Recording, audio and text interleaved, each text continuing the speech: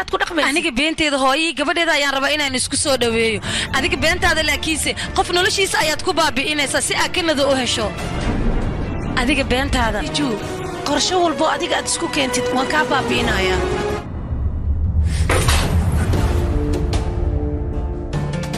hay waxaad ogaataa baasaboorka aabba adiga aad gubtay aniga inaan haayo halo teju wax walba caadi soo ma ahna jaasmiin ama dhiba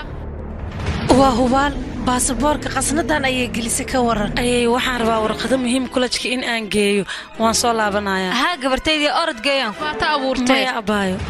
waxba adiga hawalwalin كاندي هل كسيو ساحر ربا عاب دباتله